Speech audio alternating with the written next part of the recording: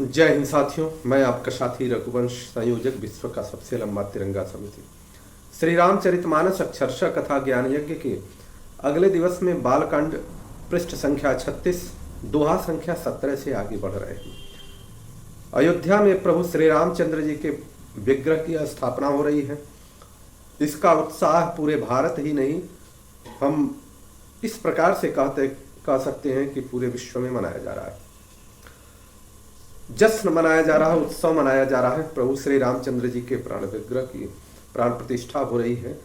आइए, गोस्वामी तुलसीदास जी ने श्री रामचरितमानस के माध्यम से प्रभु श्री रामचंद्र जी के नाम को जन जन में जो प्रसारित करने का काम किया है, जिससे सामान्य भाषा में प्रत्येक व्यक्ति जो सनातनी है या गैर सनातनी है, वह भी श्री रामचरितमानस की कोई न कोई चौपाई याद ही कर लेता है और समझ लेता है। उनका बहुत बहुत हमें आभार प्रकट करना चाहिए कि तुलसीदास जी ने किस प्रकार से श्री रामचरितमानस की रचना करके सनातन धर्म को कितना सुंदर उपहार दिया है।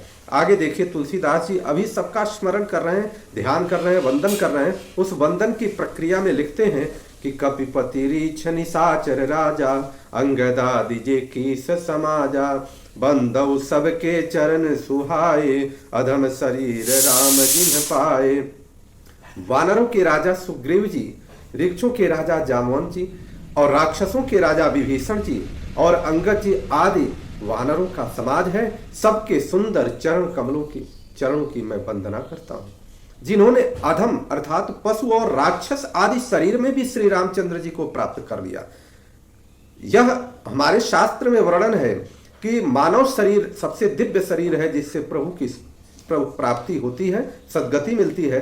परंतु यह पशु और राक्षस आदि शरीर में आने के बाद भी सद्गति को प्राप्त हुए। रघुपति चरण उपासक जेते, खग मृग सुर नर असुर समेते, बंदौ पद सरोज सब केरे, जे बिनु काम राम के चेरे।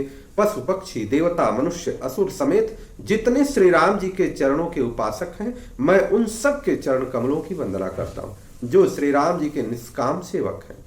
सुख सनकादि भगत मुनि नारद, जे मुनिवर विज्ञान विशारद, प्रणवं सबहि धरनि धरि सीसा, करहु कृपा जन जानी मुनीसा। सुखदेव जी, सनकादि नारद मुनि आदि जितने भक्त और परम ज्ञानी श्रेष्ठ मुनि हैं, मैं धरती पर सिर टेक कर उन सबको प्रणाम करता हूँ। हे मुनीश्वरों, आप सब मुझको अपना दास जानकर कृपा कीजिए। जनक सुता जग जननी जानकी, अतिशय प्रिय करुणा निधान की, ताके जुग पद कमल मनावऊं, जासु कृपा निर्मल मति पावऊं। राजा जनक की पुत्री, जनक जगत की माता और करुणा निधान श्री रामचंद्र जी की प्रियतमा श्री जानकी जी के दोनों चरण कमलों को मैं मनाता हूँ, जिनकी कृपा से निर्मल बुद्धि पाऊं। पुनि मन वचन कर्म रघुनायक, चरण कमल बंदऊ सब लायक, राजीव नयन धरे धनुषायक, असायक भगत विपत्ति भंजन सुखदायक। फिर मैं मन वचन और कर्म से कमल नयन धनुष बाणधारी भक्तों के विपत्ति का नाश करने और उन्हें सुख देने वाले भगवान श्री रघुनाथ जी के सर्व समर्थ चरण कमलों की मैं वंदना करता हूँ।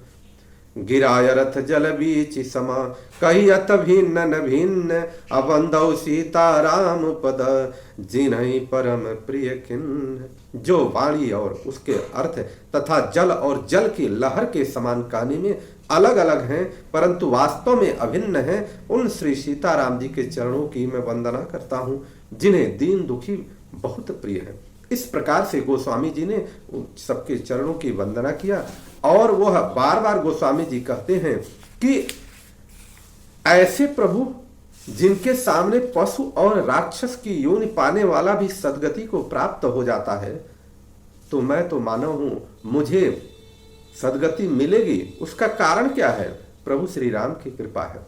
और प्रभु श्री राम की कृपा प्रत्येक मानव, प्रत्येक जीव पर होती है। परंतु मानव योनि दुनिया का, मानव योनि इस ब्रह्मांड का सबसे श्रेष्ठ योनि माना जाता है, जहां से सद्गति निश्चित होती है, अगर मानव चाहता है तो। इस प्रकार से वंदना करते हुए गोस्वामी तुलसीदास जी ने आगे किस प्रकार से प्रभु श्री रामचंद्र जी की वंदना की है, आगे अगले दिन आप सभी दोनों सभी लोगों का दिन शुभ हो, मंगल हो। बोलिए माता जानकी की जय, प्रभु श्री रामचंद्र की जय, लखन भैया की जय, भरत भैया की जय, शत्रुघ्न जी की जय, श्री अयोध्या धाम की जय।